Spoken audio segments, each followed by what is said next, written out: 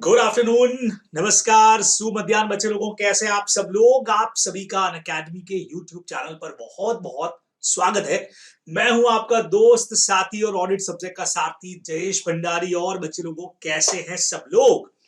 जी हाँ, धड़कनें बढ़ती जा रही हैं, एग्जाम नजदीक आते जा रहे हैं, आते जा रहे हैं, आते जा रहे हैं। जी हाँ, बोथ ग्रुप वाले तो चलो एग्जाम स्टार्ट हो चुके हैं, लेकिन सेकंड ग्रुप का एग्जाम देने वाले वही लोग इस वक्त आप लोग सब हमारे साथ में यहाँ पे हैं और धड़कनें बढ़ चुकी है क्योंकि एग्जाम आ चुके हैं एकदम से नजदीक। तो कोई बात नहीं बच्चों, हम आपसे लगातार मिल रहे हैं। हम आपको यहाँ पे मिल रहे हैं रोज यूट्यूब के हमारे चैनल पर 3:15 से 4:15 डेली। और उसके अलावा बच्चों, हमारी स्पेशल क्लासेस में हम आपसे मिल रहे हैं जो अनअकैडमी के लर्निंग ऐप पर अवेलेबल होती है, जहां पे भी बहुत सारी चीजों पे हम लोग कर रहे हैं इन दिनों में बातचीत।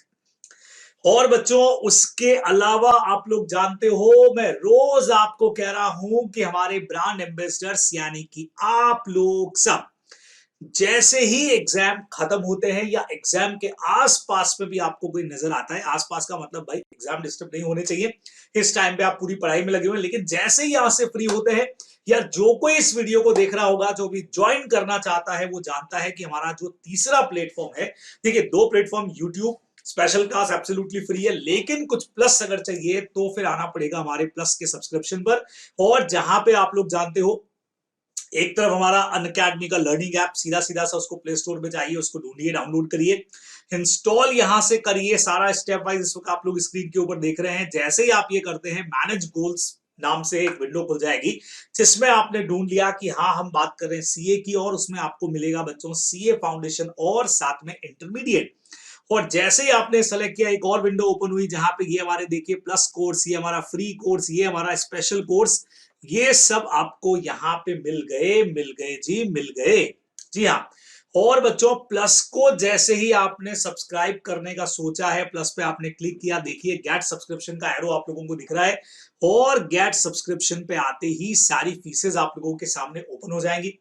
1 मंथ का सब्सक्रिप्शन, 3 मंथ का, 6 मंथ का, 12 मंथ का, फाउंडेशन वालों के लिए तो 24 मंथ सबसे बेस्ट है, सबसे बेस्ट है। अभी जो इंटर का एक ग्रुप देने में आगे इंटरेस्टेड होंगे, 6 महीने 12 महीने का सब्सक्रिप्शन बच्चों, वो बहुत आराम से लेकर के हमारे साथ में आ सकते हैं।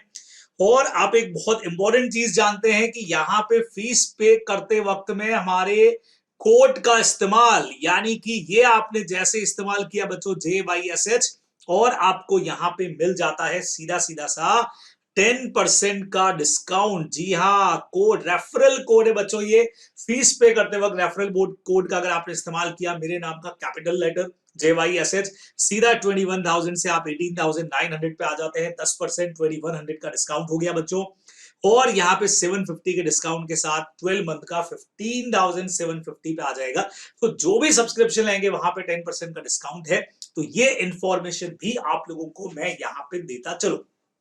चलिए जी, अब बच्चों हमारी सीरीज में हम लोग फटाफट एमसीक्यूज के ऊपर बात कर रहे थे बच्चों, तो फटाफट एमसीक्यूज में आइए हम लोग आगे बढ़ जाते हैं, हमारे नेक्स्ट टॉपिक के ऊपर आ जाते हैं बच्चों। और यहाँ पे आ गया हमारे फटाफट एमसीक्यू का अगला पार्ट। जी हाँ, यहां तक के क्वेश्चंस कल हम लोग बच्चों कर चुके थे, आइए इसको आगे हम लोग आज कंटिन्यू करने वाले हैं। तो मेरे साथ में बहुत सारे एमसीक्यूज आप लोग यहाँ पे डिस्कस कर लीजिए, कर लीजिए जी, कर लीजिए, बहुत मजा आ जाएगा, आप लोगों की तैयारी बहुत स्ट्रांग हो जाएगी, रिवीजन आपका हो जाएगा बहुत मजबूत तरीके से।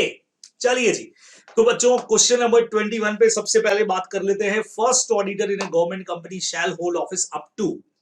फर्स्ट ऑडिटर जो है गवर्नमेंट कंपनी में, वो कब तक काम करने वाला है बच्चों? चार ऑप्शन है। फर्स्ट एजीएम तक, 180 days from the closure of financial year, 180 days from the commencement of the financial year, 6 month from the first AGM. सबको पता है कि फर्स्ट ऑडिटर जो होगा वो फर्स्ट एजीएम तक ही काम करने वाला है। वैसे भी एजीएम के अंदर ही चेंज होगा, मतलब अपॉइंटमेंट का काम अपना सीएजी के पास में 180 डेज में, लेकिन काम कब तक रहेगा? फर्स्ट एजीएम तक बच्चों, अपने को ध्यान में रखना है। तो सीधा सीधा सा ए नंबर ऑप्शन इज करेक्ट। चलिए जी बच्चों, subsequent auditor in a government company must be appointed with in, अभी जो मैं आपसे बात कर रहा था गवर्नमेंट कंपनी में सब्सिक्वेंट के लिए, सीधा सीधा आई थिंक सबको पता है 180 डेज तो सबको पता है, लेकिन यहाँ 180 डेज तीन जगह लिखा हुआ है बच्चों। Closure of the financial year से, commencement of the financial year से, या commencement of the financial year AGM whichever is earlier से, तो बच्चों 22 का हमारा आंसर बहुत सीधा सीधा सा है बच्चों, 180 days from the commencement of the financial year. जी हाँ, 180 दिन के अंदर अंदर सीएजी जो है वो अपॉइंट कर देगा commencement of the financial year से। सीधा सा आंसर आप लोगों को ध्यान में रखना है। नाउ बच्चों नंबर 23 पे आपको हमने पूछ लिया, बताइए इनमें से कौन सा स्टेटमेंट आपका करेक्ट जाएगा। देखे पहला नंबर बच्चों, हाँ रिटर्न रिप्रेजेंटेशन। बच्चों कौन सा स्टेटमेंट इनकरेक्ट जाने वाला है उसको सेलेक्ट करिएगा, इनकरेक्ट को सेलेक्ट करिएगा। Written representation by management as to quality of inventory substitute for verification. अरे मुझे तो पहला सेंटेंस ही रॉन्ग लग रहा है कि अगर हम खुद जाकर के इन्वेंट्री का वेरीफाई करें बच्चों ऐसे 501 में, उसकी जगह पे हम रिटर्न रिप्रेजेंटेशन 580 में ले ले तो वो उसको सब्स्टिट्यूट कर लेगा। हमने पहले ही कहा था रिटर्न रिप्रेजेंटेशन किसी भी एविडेंस का सब्स्टिट्यूट नहीं है। तो मुझे तो यही इनकरेक्ट लगता है, यही आंसर भी लगता है, क्योंकि एक ही ऑप्शन सेलेक्ट करना है। फिर भी आगे के पढ़ेंगे।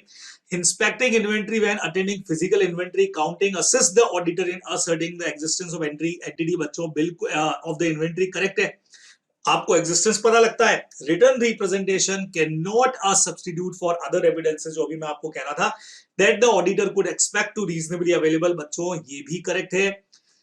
One of the object of written representation is to support other audit evidences। बच्चों ये भी करेक्ट है, ये सपोर्टिव का काम करता है, मेन एविडेंस कभी नहीं होता इन मैटर्स के अंदर। तुम्हारा ए नंबर ऑप्शन बच्चों एब्सोल्युटली करेक्ट चला गया, अपने को ध्यान में रखना चाहिए था। चलिए जी नेक्स्ट पे आता हूं बच्चों, letter of weakness issued by. Letter of weakness पहले भी मैं आपको करवा चुका हूं, जल्दी से बताओ कौन किसको इशू करेगा। बच्चे पुराने कोर्स वालों को तो बहुत अच्छी तरह से पता है।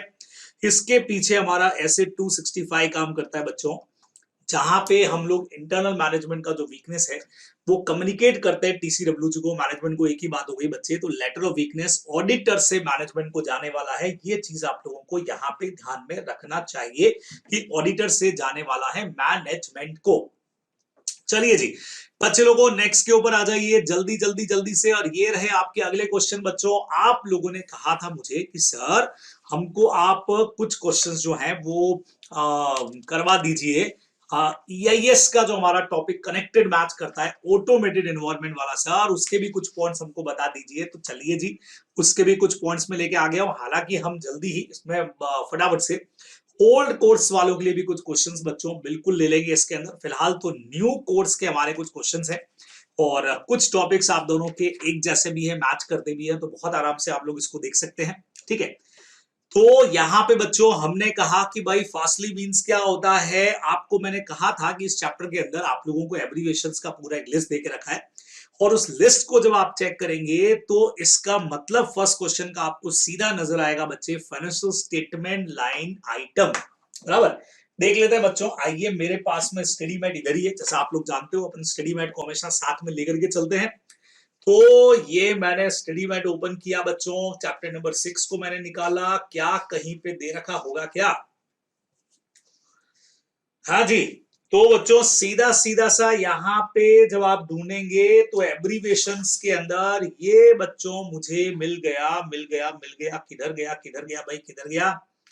यस बच्चे लोगों, थर्ड ये वहां पर पेज नंबर 6.22 पे FSLI फाइनेंशियल स्टेटमेंट लियन आइटम। बच्चों सीधा सीधा सा ए नंबर ऑप्शन आप लोगों का मैंने पहले ही आपको बता दिया करेक्ट है। अच्छा, SOX का मीनिंग मैंने आपको लास्ट क्लास के अंदर वैसे मीनिंग आपको मैंने बता दिया था इसका, बराबर, और मीनिंग ये रहा। और इसके अलावा बच्चों ये सीधा सीधा सा हमारा एक्ट जो है वो 2002 काम करता है बच्चों, सार्बेन्स-ऑक्सले एक्ट जो है वो हमारा बी नंबर आंसर जो है वो एब्सोल्युटली बच्चों यहाँ पे होने वाला है करेक्ट, जो आप लोगों को ध्यान में रखना चाहिए, बी नंबर ऑप्शन बच्चों बराबर से। चलिए जी अब बच्चों नेक्स्ट क्वेश्चन की तरफ हम लोग बढ़ गए।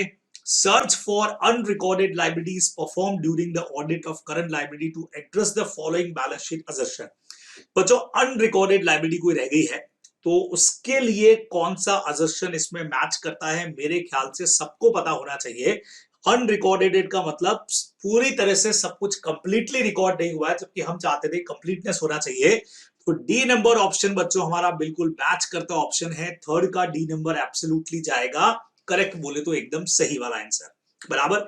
चलिए जी फोर्थ पे बात करते हैं बच्चों। Cut off testing is perform during audit of sales to address the following income statement assertion. बच्चों कट ऑफ टेस्टिंग अब क्या लगता है, is performed audit of sales to address the following income statement assertion. बच्चों क्या लगता है cut off testing का कनेक्शन किससे रहा होगा? अगेन बच्चों सेम है, कट ऑफ का मतलब कि उस फाइनेंशियल ईयर से रिलेटेड जो आइटम्स है वो सारे के सारे उसमें आ जाने चाहिए। तो फोर्थ का भी आंसर बच्चों कंप्लीटनेस जाने वाला है। सिंपल सा हमारा पार्ट है, ध्यान रखोगे। नंबर नेक्स्ट पे आगे, हाँ प्रोविजन इज रिकॉग्नाइज व्हेन। अब बहुत कॉमन सा क्वेश्चन है मेरे ख्याल से, प्रोविजन को रिकॉग्नाइज कब करते हैं बच्चों? सबसे पहला entity has a present obligation as a result of past event, तो हम प्रोविजन बना देते हैं।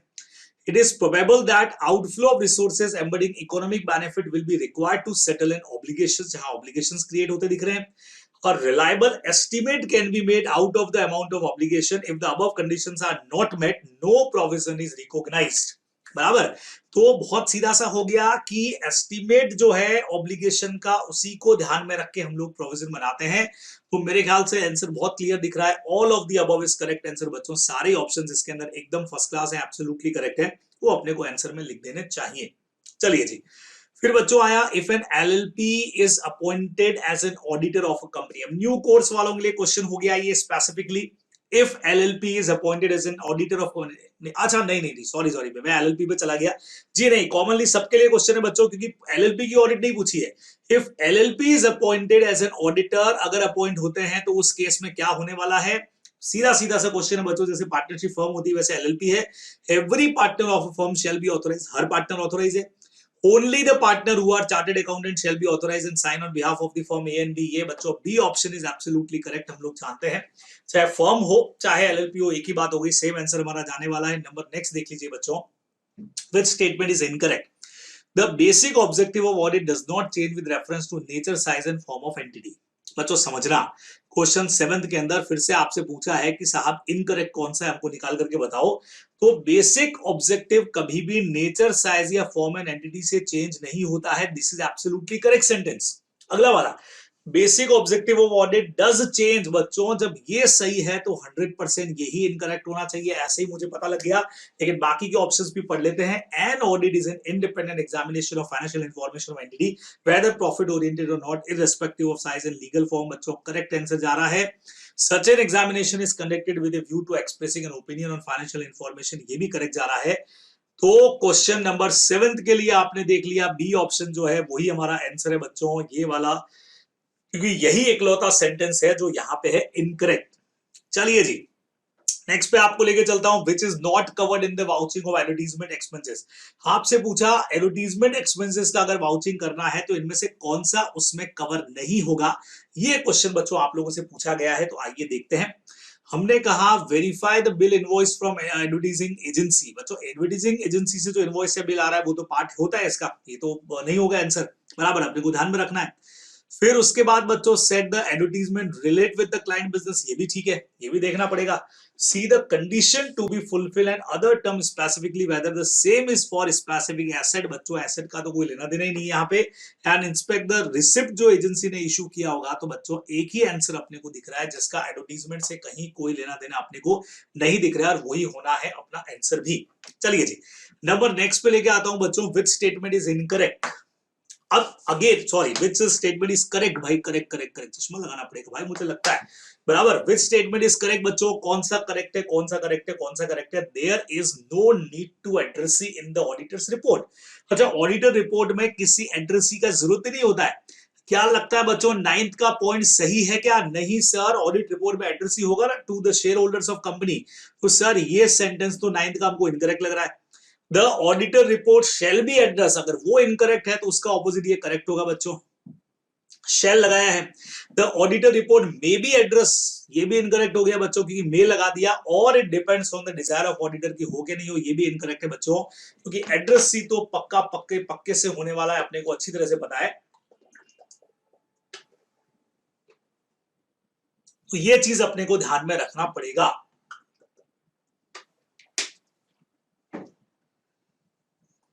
चलिए जी, नेक्स्ट पे आगे बच्चे लोगों, a paragraph included in the auditor's report, a paragraph included in the auditor's report that refers to a matter other than those presented or disclosed in the financial statement that in the audited judgment। बच्चों definition देखना, मेरे हिसाब से definition देखते answer पकड़ लोगे। Paragraph included in the auditor report refers to a matter other than those presented और disclose in the financial statement. इतना बोलते ही आपका दिमाग चल जाना चाहिए सर ए और बी में से कुछ है, अगर वो मैटर फाइनेंशियल स्टेटमेंट में होता तो एम्फेसिस मैटर पैराग्राफ होता, अगर नहीं है तो sir other matter paragraph is are correct answer. बिल्कुल सही है बच्चों, बी ऑप्शन आपका जो है वो जाने वाला है एब्सोल्युटली करेक्ट वाला आंसर, बिल्कुल ठीक है।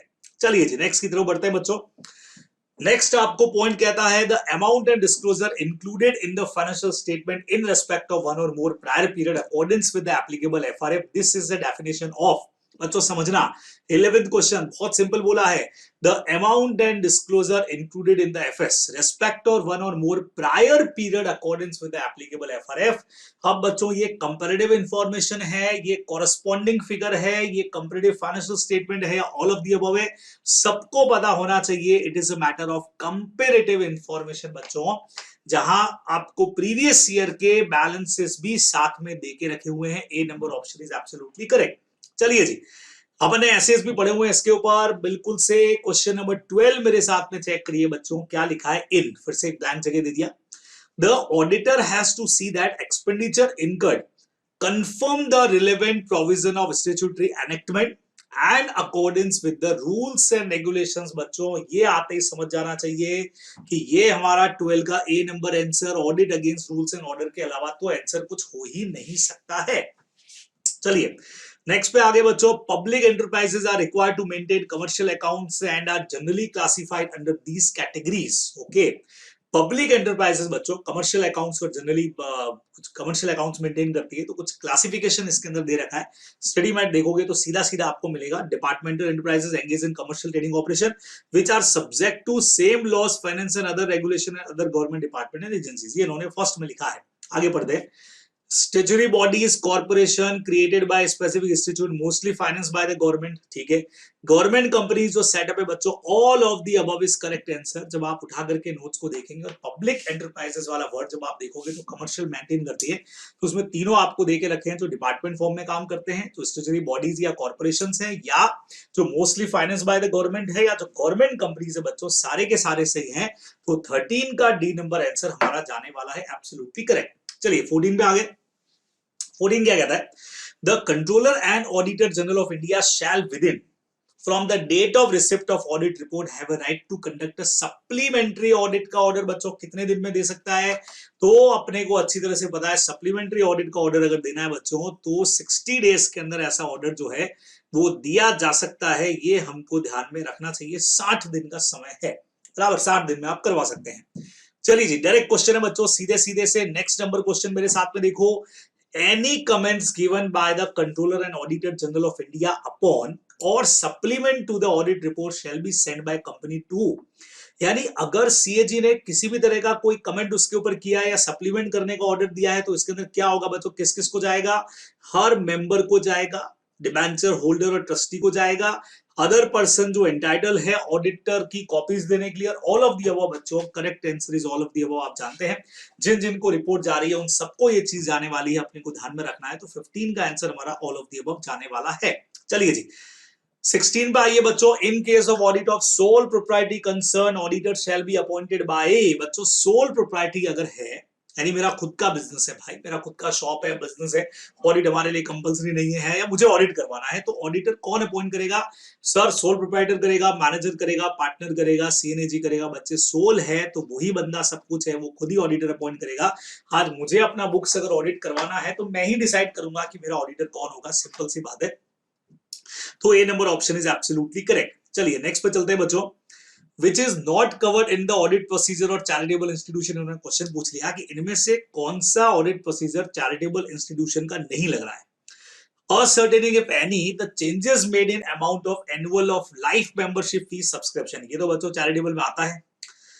जहां पे लेगेसीज के आपने बात कर ली, वसीयत वगैरह, वो भी चैरिटेबल के अंदर आता है। वेरीफाई द कि फ्री पासेस बच्चों एंड इश्यूर अंडर ऑथोरिटी। अब ये फ्री पासेस वाला थोड़ा सा कम समझ आता है, सर कम क्यों, बिल्कुल ही उड़ा दो नहीं। कल को आप बोलो कि भैया इसने कोई इवेंट कराया है उसका फ्री पास हो, तो बच्चे ये इवेंट के बारे में स्पेसिफिकली क्वेश्चन नहीं है, ये चैरिटेबल इंस्टीट्यूशन ओवरऑल की बात हो रही है जिसमें फ्री पासेस का मैटर नहीं समझ आता अपने को। अगला वाला भी देख लेते हैं, वाउचिंग द ग्रांट अमाउंट, बिल्कुल ग्रांट मिलती है बच्चों, इनको आप लोग जानते हो। तो एक ही पॉइंट है बच्चों, सी नंबर जो मैच नहीं करता है, जो नॉट कवर्ड है in the procedure of charitable institution, ये अपने को ध्यान में रखना चाहिए। चलिए जी, वक्त आ गया है कि जब इसको लगा लिया जाए। आइए, हमने लगा लिया है बराबर से। इतने सारे टाइम पे इतनी सारे क्लासेस दे रहे हैं, तो कहीं ना कहीं आंखों की सुरक्षा भी बहुत जरूरी है। तो आप लोगों से भी मैं कहना चाहूंगा भाई, लगातार इस वक्त आप हमारी क्लासेस को देख रहे हो, तो बिल्कुल अपना लगातार ख्याल रखेंगे बराबर, बिल्कुल से। जिन लोगों को चश्मा लगा है भैया, टेंशन नहीं है, या कहीं पे ऐसा कुछ लगता है तुमको कि ज्यादा कुछ रेडिएशन वगैरह है, तो बस उनको हर थोड़ी देर से आंखों को बिल्कुल आप ऐसे ऐसे पानी से उसको साफ करते रहिए, तो मस्त। और किसी चीज की जरूरत अपने को पड़ने वाली नहीं है। इससे बच्चों थोड़ा सा एनर्जी भी आएगी, और आंखें जो है आप लोगों की वो बहुत जो है वो रिलैक्स हो जाएंगी बराबर से। ये अपने को ध्यान में रखना है। तो सीधा सीधा सा है कि भाई, आंखों का ख्याल रखना बहुत ज्यादा जरूरी है। आंखें सब जगह, चैप्टर को देखने के लिए शेरो शायरी में हर जगह पे आंखें हैं। चलिए जी, तो सीधा सा पॉइंट बच्चों, नेक्स्ट नंबर पढ़ते हैं। यस, डिमांड आप लोगों की आती है, सर कोई शायरी नहीं सुनाते हो, बहुत टाइम से, इतना टाइम हो गया सर, शायरी बारी क्यों नहीं सुनाते हो? तो सुनाएंगे बच्चों, सुनाएंगे। अभी एग्जाम सर पे है। नजर ने नजर से मुलाकात कर ली, नजर ने नजर से मुलाकात कर ली, जुबान खामोश रही और बात कर ली। तो ये जो नजर है, इसके लिए नजर का सही रहना बहुत जरूरी है, बहुत जरूरी है, बहुत जरूरी है, बहुत जरूरी है। तो इसके लिए अपनी आंखों का पूरा पूरा ख्याल रखिए, जैसे मैं रख रहा हूं वैसे आप भी रखिए। चलिए जी, नेक्स्ट पॉइंट पे आते हैं बच्चों। Which statement is correct? कौन सा स्टेटमेंट करेक्ट है भाई? There is no relation between plan and knowledge of the client business. अरे ये तो इनकरेक्ट दिख रहा है। The auditor should plan his work to enable him to conduct effective audit, बिल्कुल सही है। Plan should be based on the knowledge of client business, ये भी सही दिख रहा है मुझे। तो दो सही दिख रहे हैं बच्चों। तो लास्ट वाला देखो, सारे स्टेटमेंट सही है ए को छोड़ करके, मतलब B and C are correct अपना आंसर हो गया एक तरह से। तो बच्चों 18 का डी नंबर एब्सोल्युटली करेक्ट है, अपने को ध्यान में रखना चाहिए। चलिए जी, आगे बढ़ते हैं अगले क्वेश्चन की तरफ। विच स्टेटमेंट इज करेक्ट आपसे पूछा गया है। हमने यहाँ पे भाई करेक्ट इनकरेक्ट वाले क्वेश्चंस को भी इसीलिए क्लब कर दिया ताकि आपका वो टेंशन भी दूर हो जाए। 100 करेक्ट इनकरेक्ट के क्वेश्चंस कैसे होंगे, कब होंगे, क्यों होंगे, तो भैया देख लो, सब कुछ तुम्हारे इधर होने वाले हैं। चलिए जी, नंबर 19 बच्चों, विच स्टेटमेंट इज करेक्ट भाई? हर एक सेंटेंसेस को पढ़ोगे, हर एक सेंटेंस इसीलिए आपको पढ़ाता हूं, सीधा आंसर नहीं पूछता हूँ। बताओ इनमें से कौन सा करेक्ट है। For collection and accumulation of audit evidences, certain method and means are available, और उन्हीं को हम लोग ऑडिट टेक्निक कहते हैं। क्या कहते हो बच्चों? एब्सोल्युटली करेक्ट है। Scrutiny of bank reconciliation is one of the audit technique. Scrutiny करना टेक्निक है भाई, बिल्कुल सही, करेक्ट है। Scrutiny of bank reconciliation commonly adopted by the auditor, same आ गया। यस भाई, ऑडिटर जो है वो कॉमनली इस तरीके को काम में लेता है, ये भी करेक्ट है। तो जब 3 सेंटेंसेस करेक्ट है बच्चों, तो all of the above is are correct answer, ये आप लोगों को ध्यान में रखना चाहिए। चलिए नेक्स्ट क्या लिखा है। While the auditor may choose to analyze the monthly trend for expenses like rent, power, fuel, बच्चों ये वर्ड पढ़ते ही नए कोर्स वालों को तो सीधा सीधा चैप्टर 9 याद आ जाएगा, पुराने वालों को भी ऐसे ही याद आएगा वाउचिंग वाला, लेकिन नए वालों के लिए तो डायरेक्ट पॉइंट है। तो while the auditor may choose to analyze the monthly trend for expenses rent, power, fuel, auditor generally prefer to vouch for other expenses to verify the following attribute। बच्चों तो ऐसे में ऑडिटर क्या चीज ज्यादा check करना चाहेगा? Whether the expenditure pertain of the current period under audit, whether the expenditure qualified as a revenue and not capital है बराबर, where the expenditure has a valid supporting travel ticket, insurance policy, third party invoice, सब कुछ लगा हुआ है बच्चों। सारे point सही लग रहे हैं आप लोगों को। तो क्या कहते हो, वापस देखो, एक्सपेंडिचर जो है वो करंट पीरियड से रेटेड ही होना चाहिए। हाँ सर, ये भी हम देखते हैं, तो दिस इज करेक्ट, सी लगा देता हूं मैं। यस सर, ये तो सही है, तो हम देखते ही हैं, मतलब ये भी कवर है। फिर बच्चों, whether the expenditure qualified as a revenue, बिल्कुल ये जो खर्चा होगा बच्चों, रेंट का, पावर का, फ्यूल का, ये सब तो रेवेन्यू एक्सपेंडिचर की तरह, ये भी सही है। और ये वाला तो सही था ही था कि ट्रैवल का टिकट, इंश्योरेंस पॉलिसी वगैरह जो है। सर इंश्योरेंस पॉलिसी काहे को देख रहे हैं बच्चे? देख लो यहाँ पे, जब हम लोग रेंट, पावर, फ्यूल और अदर एक्सपेंसेस की बात कर रहे हैं, तो उसके अंदर इंश्योरेंस पॉलिसी अगर हुई तो उसका प्रीमियम वगैरह है, तो इंश्योरेंस पॉलिसी चेक करेंगे ना। तो all of the above is correct answer बच्चों। अपना 20 का सीधा सीधा डी ऑप्शन जो है वो करेक्ट जा रहा है। चलिए जी बच्चों, कंटीजेंट लायबिलिटी का डेफिनेशन हमने आपसे यहाँ पे पूछ लिया है, तो ऐसे के हिसाब से भी आप दे सकते हैं और यहाँ के हिसाब से भी इसका डेफिनेशन बच्चों दिया जा सकता है। आइए चेक करते हैं डेफिनेशन को। कंटीजेंट लायबिलिटी इज, अरे भाई क्या है कंटीजेंट लायबिलिटी, बोलो बोलो बोलो, कंटीजेंट लायबिलिटी क्या है? Contingent liability is a possible obligation that arise from past event and whose existence will be confirmed only by the occurrence or non-occurrence of one or more uncertain future event not wholly within the control of the entity. Oh, 21 बच्चों, possible obligation that arise from past event and whose existence will be confirmed only by the occurrence and non-occurrence of one or more uncertain future event and not wholly within the control of entity. ठीक लग रहा है ये तो? Second देखते हैं, a present obligation that arise from past event but it is not recognized because ये जो first point है, it is not probable that an outflow of resources embedding economic benefit will be required to settle the obligation or the amount of obligation cannot be measured with sufficient reliability. तो बच्चों 2 points इन्होंने दिया और ये तो दोनों ही ठीक लग रहे हैं अपने को। कंटीजेंट लायबिलिटी के अंदर तो ये दोनों में से कोई भी एक पॉइंट आ जाएगा, या तो पॉसिबल ऑब्लिगेशन जो पास से आया, प्रेजेंट ऑब्लिगेशन हो चुका है बेनिफिट्स के हिसाब से जिसको चेक किया जाता है। तो डेफिनेशन आप लोग चेक करेंगे जब भी, तो दोनों ही में से कोई भी चीज सही है, ए और बी कुछ भी हो सकता है बच्चों इसके अंदर। तो सी नंबर ऑप्शन हमारा जो है वो 21 में जाने वाला है, करेक्ट, बराबर। फिर अगला आ गया बच्चों, विच स्टेटमेंट इज इनकरेक्ट। भाई स्टेटमेंट कौन सा इनकरेक्ट है? फिर से आइए सारे ऑप्शंस चेक करेंगे और इनकरेक्ट के बारे में पता लगाएंगे। Working papers are property of the client has to contain client information, बिल्कुल सही लग रहा है मुझे तो, ये तो करेक्ट लग रहा है बच्चों। हाँ जी बोलो बोलो, करेक्ट लग रहा है क्या? नहीं सर करेक्ट नहीं है सर, करेक्ट नहीं सर, देखो सर मेन वर्ड यहाँ लिख दिया है सर, प्रॉपर्टी ऑफ क्लाइंट है सर, बाकी कुछ पढ़ने का जरूरत ही नहीं है सर, ये तो हम बचपन से पढ़ते आ रहे हैं। तो भाई बचपन से पढ़ते आ रहे हो तो इनकरेक्ट कर दो इसको, ये इनकरेक्ट हो गया, बराबर। चलिए जी, अब एक ही इनकरेक्ट था लेकिन बाकी सब पढ़ेंगे। Working paper are the property of auditor, ये बात अपने को जमती है भैया, करेक्ट है। ऑडिटर में as it desire make portion या स्टेक चाहे तो दे सकता है, ये भी सही है। और जहां पे बच्चों लॉ की रिक्वायरमेंट नहीं है तब तक वो इनको रिटेन करके रखेगा, ये भी सही है। तो बच्चों ए ऑप्शन जो है 22 का वो अपना आंसर जाने वाला है, सीधा सा पॉइंट आप लोग ध्यान रखेंगे। चलिए जी, the auditor has to report to the central government within कितने दिन में बच्चों ऑफेंस पता लगने के सेंट्रल गवर्नमेंट को? 60 दिन, 90 दिन, बोलो बोलो बोलो। 23 का आंसर सर शुरू से पढ़ते आ रहे हैं सर, 60 डेज हमारा आंसर है, तो 20 एब्सोल्युटली करेक्ट। फिर बच्चों एक और क्वेश्चन हमने आपको दे दिया, विच स्टेटमेंट इज इनकरेक्ट है, बता दीजिए। देखिए फिर से करेक्ट इनकरेक्ट के क्वेश्चंस आ रहे हैं, लगातार आ रहे हैं। The auditor should study the memorandum and articles to see the validity of his appointment, एक तो ये दिया। The auditor should, पहले A और B का कंपैरिजन करते हैं बच्चों। The auditor should study the memorandum of association to check the objective, ये बात तो समझ में आती है कि भैया ऑब्जेक्टिव चेक करने के लिए हम मेमोरेंडम आर्टिकल्स को देखते हैं, बराबर।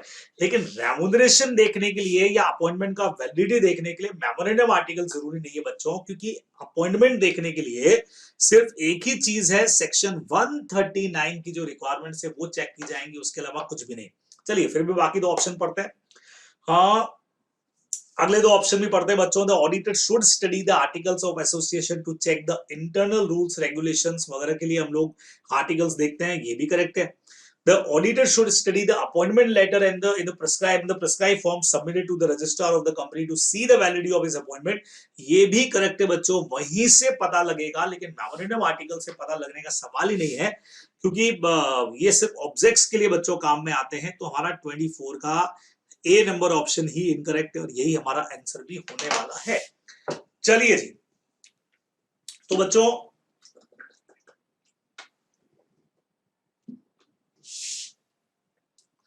28 क्वेश्चंस हम लोग खत्म कर चुके हैं। जी हाँ, फटाफट एमसीक्यू की सीरीज में, हालांकि आज मैंने अपना स्पीड थोड़ा सा धीरे कर दिया बच्चों, रोज जितना फास्ट आज मेरा स्पीड नहीं है, बराबर थोड़ा सा मैंने धीरे कर दिया है, लेकिन उसके बावजूद भी हम लोग कर चुके हैं 28 क्वेश्चंस हम लोग अभी तक कर चुके हैं बच्चों। आइए इसी सीरीज को आगे बढ़ाएंगे और बच्चों अगला टॉपिक हमारे पास में जो होने वाला है, आइए फटाफट से उसको देख लेते हैं। आगे के क्वेश्चंस बच्चों मैंने आपको कहा था सुपर हिट सीरीज हमारी होने वाली है, जिसमें हम बहुत सारे क्वेश्चन आंसर्स के ऊपर डिस्कस करने वाले हैं। तो बच्चों अगला क्वेश्चन मेरे पास में, विच स्टेटमेंट इज इनकरेक्ट, बताओ भाई विच स्टेटमेंट इज इनकरेक्ट। तो विच स्टेटमेंट इज इनकरेक्ट बच्चों, अगेन करेक्ट इनकरेक्ट के बहुत सारे क्वेश्चंस आप लोगों के यहाँ से कवर हो जाएंगे। मैं फिर से आपको कहूंगा बच्चों कि आपको जबरदस्त तरीके से यहाँ पे हम लोग पढ़ा भी रहे हैं, आप लोग बहुत जबरदस्त तरीके से पढ़ भी रहे हैं। बस करना यह है कि भाई जो भी देख रहे हैं चैनल को लाइक करके इसको सब्सक्राइब जरूर करना है भाई, ताकि ये सारी चीजें और भी कुछ है, और वो होता है ना बेल आइकन दबा देना है, ताकि जो भी नोटिफिकेशन है वो आप लोगों के पास आते रहे। और अभी के लिए आप लोगों को वहीं पे ऐसा थंब का निशान दिखेगा बच्चों, उसको दबा दीजिएगा, जिससे हो जाएगा ये वीडियो लाइक, और ज्यादा से ज्यादा इसको शेयर भी अपने को कर देना है। चलिए जी, तो क्वेश्चन नंबर फर्स्ट बच्चों हमारा जो है वो क्या कहता है भाई, क्या हो गया ये। चलिए जी, क्वेश्चन नंबर फर्स्ट हमारा क्या कहता है, हाँ विच स्टेटमेंट इज इनकरेक्ट आपको पूछा गया है। तो audit documentation is a substantive for the entities accounting record. यहाँ पहला पॉइंट है कि भाई ऑडिट डॉक्यूमेंट जो है वो सब्सटीट्यूट है for the entities accounting record. आपको पूछा गया बच्चों की बताइए इनमें से इनकरेक्ट कौन सा है, और मुझे तो यही वाला सेंटेंस जो है वो इनकरेक्ट लगता है भाई, ये सब्सटीट्यूट होने वाला नहीं है। लेकिन आगे के पॉइंट्स भी जरूर पढ़ेंगे। द ऑडिटर में include copies of the entities record, for example significant and specific contract agreement is part of audit documentation. क्या लगता है बच्चे लोगों को, करेक्ट है ये दो, बराबर। नंबर थर्ड पे audit documentation is not a substitute, भाई ये भी करेक्ट लगता है। तो फिर इसका मतलब हो गया कि नन ऑफ द अबव तो होने नहीं है। फर्स्ट ऑप्शन, फर्स्ट का ए नंबर आंसर हमारा हो जाएगा एब्सोल्युटली करेक्ट। चलिए जी सेकंड की तरफ बढ़ते हैं। सेकंड में बच्चों फिलिंग द ब्लैंक आपको हमने दिया है, खाली जगह दी। Is the primary practice followed in an audit. ये हमारे ओल्ड कोर्स वालों के लिए बहुत जोरदार क्वेश्चन है। Is the primary practice followed in an audit with the objective of establishing the authenticity of the transaction recorded in the primary books of accounts? और बच्चों इसका आंसर सीधा सीधा सा हो गया वाउचिंग। जी हाँ, ओल्ड कोर्स वाले जिनके इसमें वाउचिंग डायरेक्टली कवर है, नए कोर्स वाले इसको audit of items of financial statement में पढ़ते हैं। उसके अलावा बच्चों जब हम लोग पढ़ते हैं कि जब हम लोग सब्सटेंटिव प्रोसीजर लगाने वाले हैं तो उसके दो पार्ट हैं, test of detail and analytical. और टेस्ट ऑफ डिटेल में हम लोग दो काम करते हैं, वाउचिंग एंड वेरिफिकेशन। ये वही वाला पॉइंट है, तो हमारा आंसर जाने वाला है सीधा सीधा सा वाउचिंग। चलिए जी थर्ड पे आगे बच्चों, to verify cash transaction it is necessary that the system of accounting. अगर कैश ट्रांजैक्शंस को वेरीफाई करना है तो अकाउंटिंग सिस्टम को देखोगे, साथ में कुछ और देखना है, operating in the organisation should be reviewed. तो ऑर्गेनाइजेशन के अंदर अगर अकाउंटिंग के साथ कोई ट्रांजैक्शन को चेक करने के लिए, ऑपरेशन करने के लिए, ऑपरेटिंग एक्टिविटीज को देखने के लिए चेक करना है, तो हमारे पास में ऑप्शन होने वाला है to verify cash transaction it is necessary that the system of accounting and internal control operating in the organization should be reviewed। तो हमारा आंसर होना चाहिए internal control system। चलिए जी फोर्थ नंबर पे आपको लेके आता हूं, when accounts are checked what are the different type of mistakes or manipulation that could be detected। यानी जब भी अकाउंट्स चेक किए जाएंगे तो कौन सी डिफरेंट टाइप की मिस्टेक्स या मैनिपुलेशंस हमको पता लग सकते हैं बच्चों। एरर ऑफ प्रिंसिपल, सही है sir. Error of omission and commission, yes sir. Cases of deliberate omission, जानबूझ के बच्चों, दोनों एक्सीडेंटल भी हो सकता है, जानबूझ करके भी हो सकता है, दोनों चीजें हो सकती हैं। तो हमारा आंसर जो है वो ऑल ऑफ दी अबव जो है वो बिल्कुल सुटेबल आंसर की तरह से यहाँ पे जाता है कि यस सर सारी चीजें ही वहां पे पॉसिबल हो सकती हैं। चलिए जी नंबर नेक्स्ट बच्चों कहता है should be preferred since the likelihood of its being duplicated or fabricated in much less. मतलब कुछ ऐसा है, अब ये बच्चों क्या हो सकता है, कुछ ऐसा एविडेंस है, documentary evidence should be preferred since the likelihood of its being duplicated or fabricated is much less. यानी कि इसका हाँ डुप्लीकेट होना, गलत होना के चांसेस बहुत कम होंगे, इसीलिए इसी को सबसे ज्यादा प्रेफर किया जाना चाहिए। तो ये क्या है, ये डॉक्यूमेंट्री एविडेंसेस है, इंटरनल है, एक्सटर्नल कंफर्मेशन है। तो बट ऑब्वियस है जब एविडेंस की बात यहाँ पे चल रही है बच्चों, इसका मीनिंग जो है वो एविडेंस से ही हमारा मैच करता है। तो दो ही चीजें हमारे पास आती हैं, एक इंटरनल एक एक्सटर्नल। मेनली अगर बात करें तो शुड बी प्रिफर्ड, बराबर। देखो डुप्लीकेशन जो है वो डॉक्यूमेंट्री का तो फिर भी हो सकता है, लेकिन आउटसाइडर से जो एविडेंस आएगा भाई उसका डुप्लीकेशन बहुत मुश्किल काम है। तो हमारा C number option external evidence is absolutely correct answer. चलिए सिक्स्थ के ऊपर आगे, it is not necessary to refer in the board report to the shareholder about the every contract or arrangement entered into under section 1881। ठीक है, with the justification for entering into such contract or arrangement। बच्चों समझना, जब अपन board report की बात करते हैं तो इन्होंने कहा it is not necessary to refer in the board report to the shareholder about every contract or arrangement entered into under section 188(1)। अब हमने कहा कि सर ये 188(1) का हमारा क्या चक्कर है सर? बच्चे लोगों याद करिए, क्या हमने 188(1) को पढ़ा है क्या? चलो चलो चलो सबूत के साथ, जैसा आपको मैं रोज कहता हूं कि भाई हम जो बात करेंगे सबूत के साथ करेंगे। ये मैंने बेयर एक्ट बच्चों उठा लिया, लॉ के अंदर बहुत जबरदस्त आप पढ़ते हो, और ये आप सीए फाइनल में पढ़ने वाले हो। ये देखिए 188 मैंने निकाल लिया, और इसको इसलिए निकाला क्योंकि कारो पढ़ाते वक्त भी मैंने इसको इस्तेमाल किया था, और मैंने आपको कहा था बच्चों 188(1) हमारा जाता है रिलेटेड पार्टी ट्रांजैक्शंस के लिए, जो बोर्ड रिपोर्ट में अपने को डिस्क्लोज करना रहेगा। तो मतलब ये सेंटेंस हमारा इनकरेक्ट हो गया बच्चों, सीधा सीधा सा ध्यान में रखना चाहिए, बराबर। चलिए जी बच्चों नेक्स्ट के ऊपर हम लोग आ गए। नेक्स्ट पॉइंट कहता है in case of acquisition of an asset is on, then फिर से ब्लैंक जगह दे दिया, और लीज। ओके, मतलब क्वेश्चन हमारा बच्चों लीज से कनेक्टेड है। दो तरह का हमारा लीज मेनली रहता है, ऑपरेटिंग और फाइनेंशियल लीज। देखे हैं डेफिनेशन किसकी है? In case of acquisition of asset on, कोई टाइप का तो लीज रहेगा। Payment should be recognised as an expense in the statement of P&L loss on a straight line basis over the lease term. सीधा सीधा से पूछा गया बच्चों, तो ये जो मीनिंग अपने को होने वाला है कि payment should be recognised as an expense in the statement, ये हमारा रहेगा ऑपरेटिंग लीज। बच्चों ऑपरेटिंग लीज का डेफिनेशन सर इसका पेज नंबर क्या रहने वाला है बच्चों? ये सीधा सीधा सा आपको कहां मिलने वाला है? Audit of items of different entities जब आप पढ़ेंगे तो उसमें लीज का पोर्शन आपको मिलने वाला है, बराबर से। और वहां ये आंसर हमको मिलेगा ऑपरेटिंग लीज। स्पेशल ऑडिट वाले चैप्टर के अंदर आपको मिलेंगे लीज, और जिसमें ये पार्ट हमारा है ऑपरेटिंग लीज का। चलिए जी, in order to check sale proceed of junk material. Again बच्चों ओल्ड कोर्स वालों के लिए जोरदार क्वेश्चन है। मैंने यहाँ पे पुराना नया दोनों को कंबाइन कर दिया है ताकि दोनों टाइप के स्टूडेंट्स को इसका बेनिफिट मिले।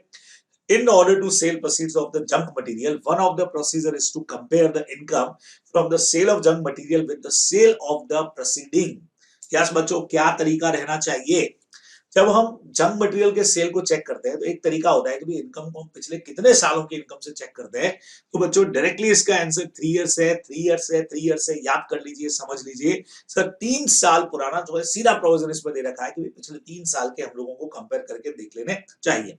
चलिए जी, फिर बच्चों if during the course of audit it comes to the attention of the auditor that the entity is consistently maintained and unduly large balance of cash in hand, he should carry out, बच्चों क्या करना चाहिए उसको, of cash more frequently to ascertain whether the actual cash in hand agree with the balance shows in the books। बच्चों बहुत ज्यादा वो लोग कैश मेंटेन करके रख रहे हैं, बराबर।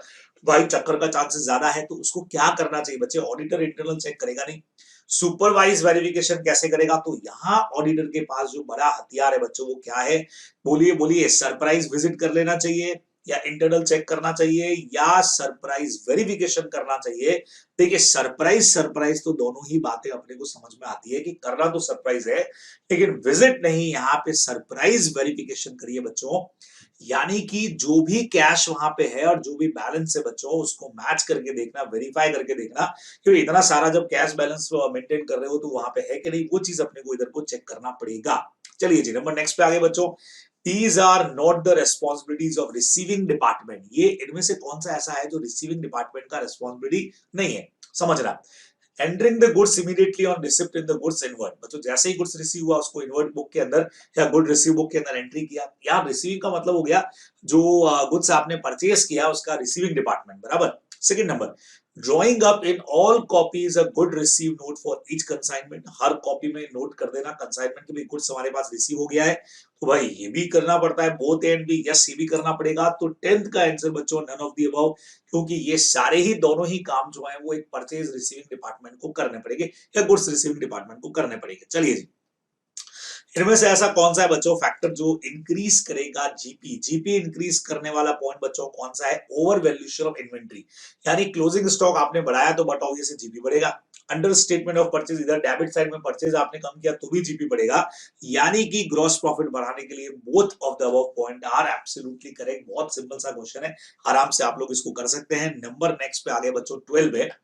हाँ, the must verify that the amount of profit has not been overstated। बच्चों ये किसको देखना चाहिए, बट ऑब्वियस है मैनेजमेंट तो खुद करने वाला है, अकाउंटेंट से करवाने वाला है, गवर्नमेंट तक तो बाद में बात पहुंचेगी। तो हमारा काम एक ही है बच्चे, ऑडिटर इस चीज को करने वाला है, तो हमारा आंसर जाने वाला है ऑडिटर, यानी कि ऑप्शन नंबर सी।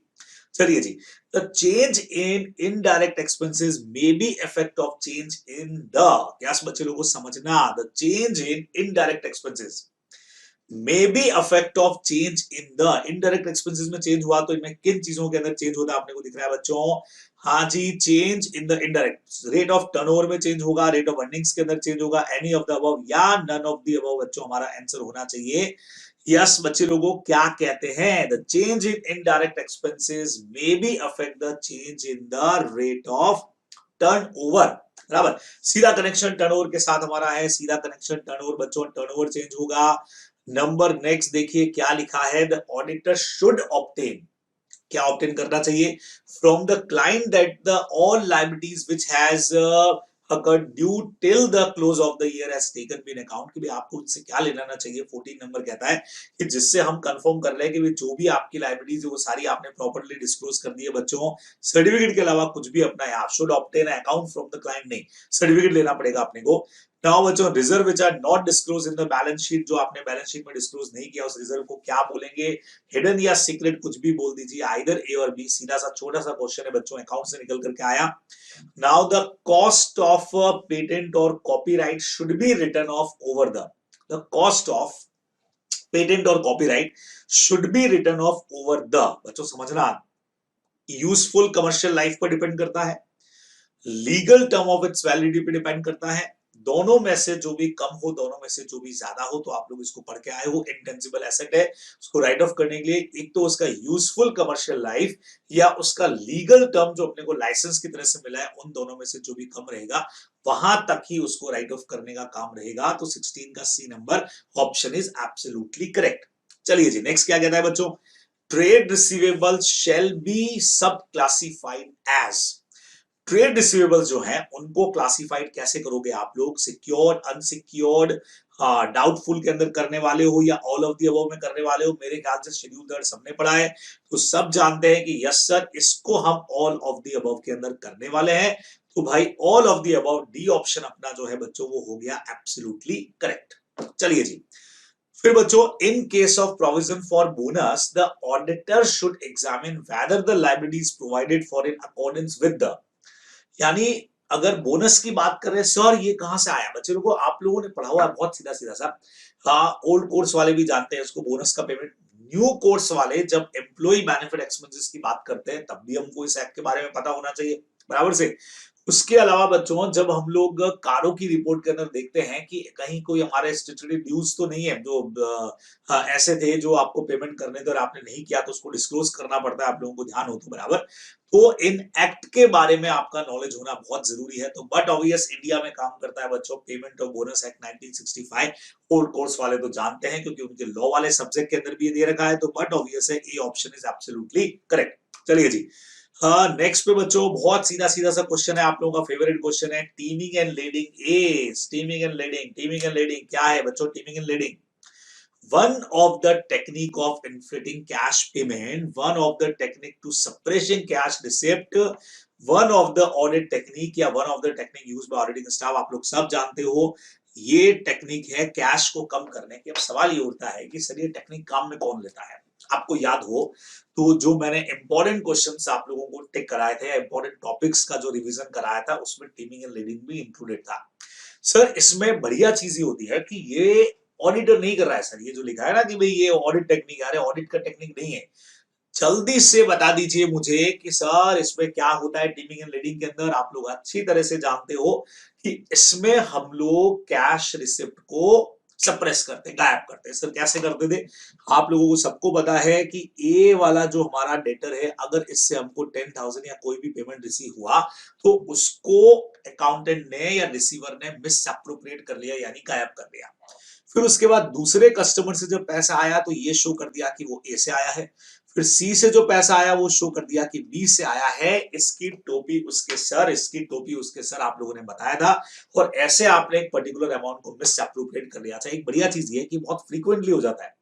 तो ए का पैसा नहीं आया अभी तक, तो जैसे ही बी से आया आपने ए में दिखा दिया, तो इससे मैनेजमेंट को भी शक नहीं होता है। अदरवाइज एक बहुत लंबे टाइम तक कोई पैसा नहीं आएगा तो मैनेजमेंट को भी डाउट रहेगा कि क्या बात है भाई, पैसा काहे को नहीं आया, क्या हो गया वहां पे। पता करो, उसको लेटर लिखो या मैनेजमेंट खुद ही पता कर ले, तो इससे बेटर है कि ये ऐसे ऐसे ऐसे चलता रहा, ठीक है सर, लेकिन कभी तो देना पड़ेगा। हो सकता है कि ये इसी तरह से चलता रहे, फिर एक आध को आप बैड डेब्ट डिक्लेयर कर दो, बात खत्म हो गई, बराबर। या कई बार ऐसा हो जाता है कि बहुत लंबे टाइम तक लास्ट में जो पैसा पड़ा रहेगा उसको आप दे भी देते हो कई बार, तो उतने टाइम तक आपने उस पैसे को यूटिलाइज कर लिया। तो ऐसी सारी चीजें थीमिंग एंड लीडिंग के अंदर कवर रहती है, अपने को ध्यान में रखना चाहिए। चलिए जी, नेक्स्ट है बच्चों, which statement is incorrect, which statement is incorrect, a person shall be eligible for appointment as an auditor of company only. बच्चों इसमें से बताना है आपको कि कौन सा स्टेटमेंट हमारा जो है वो अगेन इनकरेक्ट कौन सा है बच्चों, इनकरेक्ट कौन सा है, उसके ऊपर अपने को बात करनी पड़ेगी। तो विच statement is incorrect, a person shall be eligible for appointment as an auditor of company only if he is a chartered accountant. बच्चों क्या कहते हो, क्या ये सेंटेंस आप लोगों को इनकरेक्ट लगता है क्या? नहीं सर, ये तो करेक्ट लग रहा है हमको। चलिए जी, ये तो बहुत कॉमन सी बात थी। A firm where of the majority of partner practicing in India are qualified for appointment as aforesaid may be appointed by its firm in the name of auditor of company। भाई ये भी correct लग रहा है, बराबर। Companies act के sections आप लोगों ने पढ़े हुए हैं 141 की क्वालिफिकेशंस में। A member of the ICI of England and Wales is qualified to be appointed as auditor of Indian companies। नहीं चलेगा भाई, नहीं चलेगा। इंग्लैंड वालों को उधर ही रहने दीजिए। ये इनकरेक्ट सेंटेंस है बच्चों, और यही होने वाला है हमारा आंसर भी। क्या कहते हो, सही है?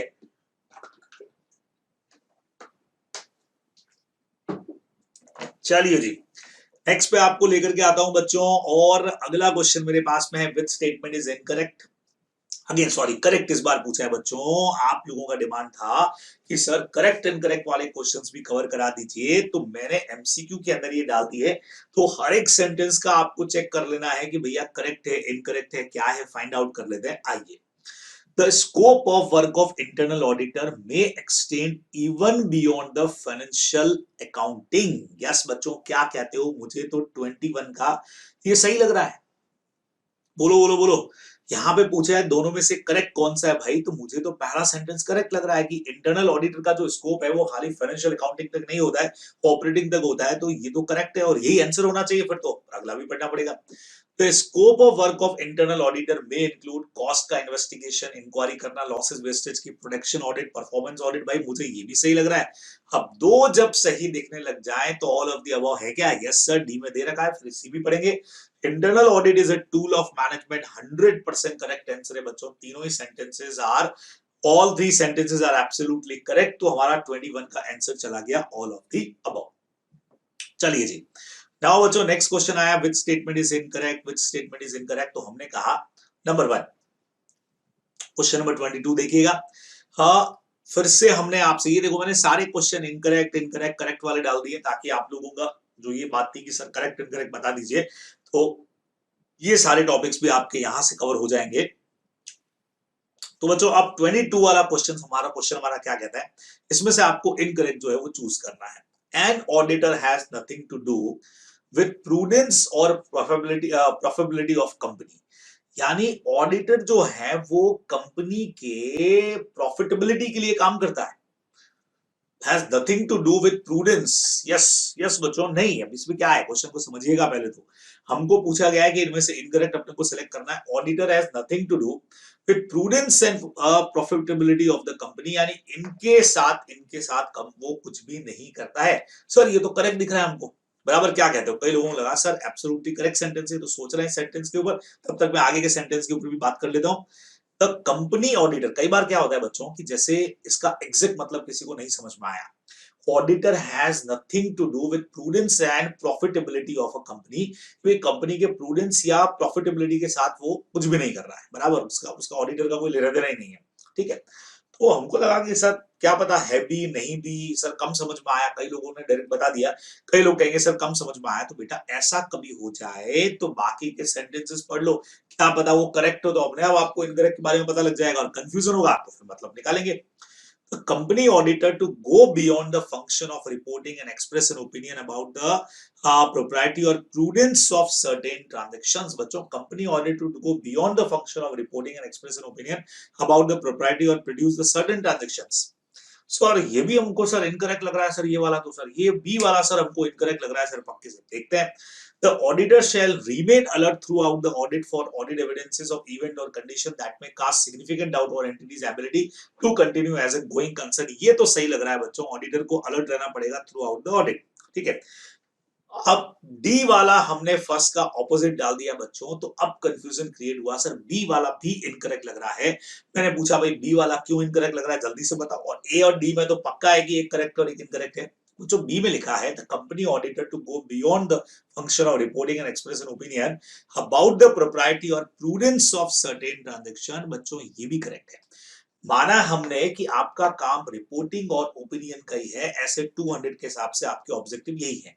लेकिन सर्टेन ट्रांजैक्शंस के अंदर बच्चों वो प्रोप्राइटी ऑडिट जो अपन गवर्नमेंट ऑडिट में पढ़ के आते हैं कि भाई ये औचित्य क्या था, यानी ये जो आपने खर्चा किया है ये अनअवॉइडेबल एक्सपेंडिचर था. आपको याद है ना, हम लोग क्या करते हैं, हम लोग एनालिटिकल प्रोसीजर लगाते हैं. सेम एंटिटी दूसरी इंडस्ट्री की, मतलब उसी इंडस्ट्री की दूसरे कोई एंटिटी उससे कंपेयर करते हैं. भैया उससे क्यों कंपेयर कर रहे हो, ताकि हम ये देख सकें कि हमारा एक्सपेंडिचर अगर इतना है तो उसका एक्सपेंडिचर इतना है, तो ज्यादा कम या हम ज्यादा खर्चा अगर कर रहे हैं तो क्यों कर रहे हैं. ठीक है, तो इससे उसको क्या लेना देना है. लेकिन कई सारे मैटर के अंदर बच्चों वो यहाँ पे प्रोप्राइटी या प्रूडेंस के लिए भी काम करता है, तो ये भी हमारे लिए एब्सोल्युटली करेक्ट जाने वाला है बराबर से. तो सर अब इनकरेक्ट कौन सा जाएगा, ए और डी में कंफ्यूजन है बच्चों. यहाँ तो पक्का कंफ्यूजन है भाई, नहीं तो 3 करेक्ट मिल जाते तो अपने को आंसर मिल जाता. तो अब आपको बता दें, यहाँ पे इन्होंने जो लिखा कि ऑडिटर जो है वो प्रूडेंस या प्रॉफिटेबिलिटी के लिए कुछ नहीं कर रहा है, बिल्कुल करेगा बच्चे. ऑडिट रिपोर्ट का असर जो है वो कंपनी के प्रॉफिटेबिलिटी के ऊपर आने ही वाला है, पक्का पक्का से अपने को पता है, बहुत अच्छी तरह से पता है. तो इसीलिए बच्चों अपने को क्या करना पड़ेगा, 22 का यही आंसर हमारा करेक्ट जाएगा, इनकरेक्ट वाला. और ये सेंटेंस जो है वो भी है इसका मतलब करेक्ट बराबर. तो बढ़िया सा क्वेश्चन है, अच्छे से समझ के जाइएगा. नंबर नेक्स्ट पे आया बच्चों 23, कहता है विच statement is incorrect. Sir which statement is incorrect बता दीजिए. चलिए इसको भी चेक करते हैं, 23 वाले को भी. Evaluating response to inquiry is not an integral part of inquiry process.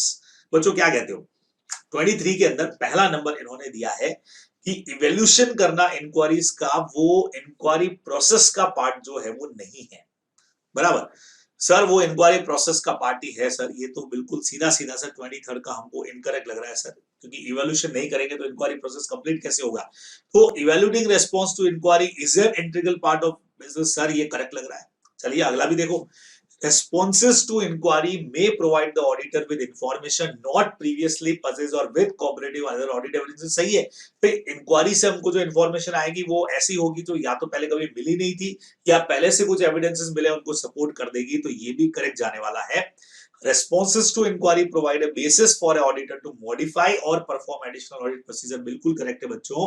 तो हमारा आंसर नंबर ए जो है इनकरेक्ट वाला वो हो गया बिल्कुल करेक्ट वाला आंसर. चलिए जी, आखिरी क्वेश्चन बच्चों हम यहाँ पे पहुंच गए हैं, एकदम आखिरी वाले क्वेश्चन के अंदर हम लोग पहुंच चुके हैं.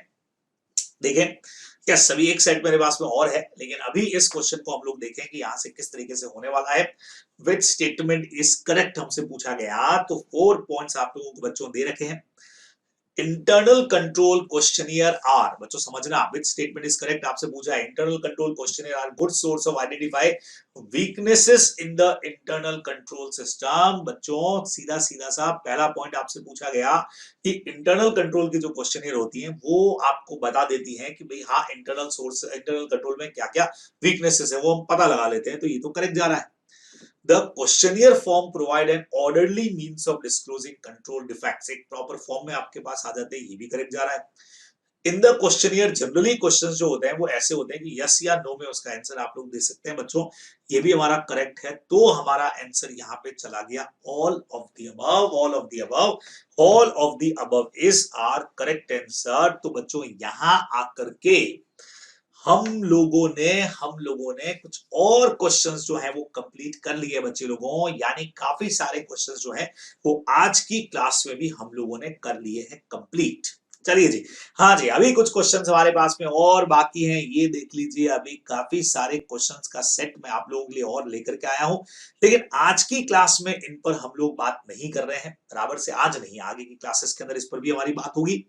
अब बच्चों, सबसे इंपॉर्टेंट बात, अब जो मुझे आप लोगों के साथ में जो इंफॉर्मेशन शेयर करनी है, जो मैं आप लोगों को रोज लगातार बताता जा रहा हूं कि भाई अब एग्जाम का डेट आ रहा है हमारे लिए नजदीक, बराबर।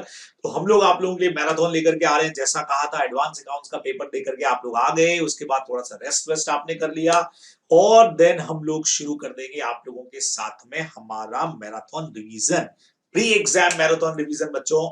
और जो उस दिन भी रहेगा, अगले दिन भी कुछ टाइम पे रहेगा, लेकिन लेकिन लेकिन सेल्फ स्टडी के लिए भी आपको दिया जाएगा पूरा पूरा टाइम, और सोने के लिए भी भाई, क्योंकि आप लोगों का ये भी एक डाउट था, सर हम सोएंगे कब, सर हम सोएंगे कब, सर हम सोएंगे कब। तो बच्चे चिंता नहीं करें, सोने के लिए भी आपको दिया जा रहा है पूरा पूरा समय, तो टेंशन नहीं लेने का है, बराबर।